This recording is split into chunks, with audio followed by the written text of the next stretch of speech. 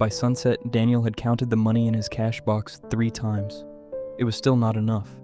His workshop had barely survived the past few months.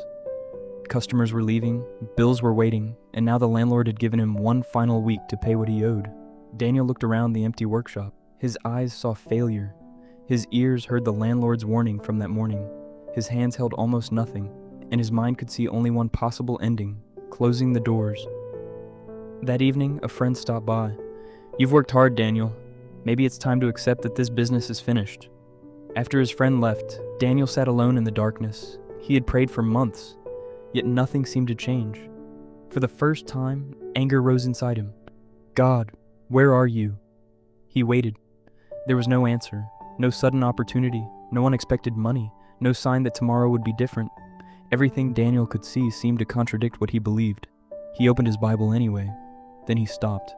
He realized something that unsettled him. If he only trusted God when his circumstances gave him reasons to trust, then he wasn't really trusting God. He was trusting the circumstances. Daniel lowered his head.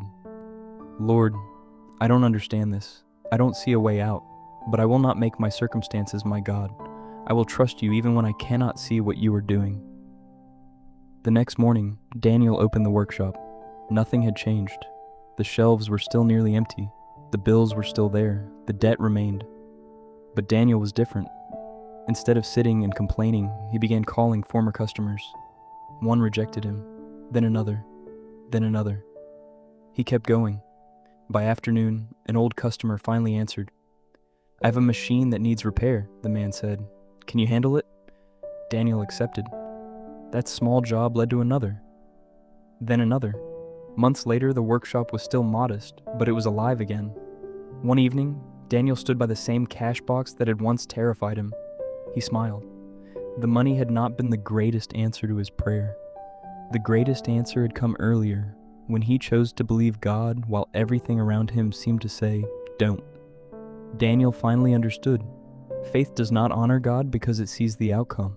It honors God because it trusts His character before the outcome is visible. Sometimes your eyes will say there is no way. Your ears will hear rejection.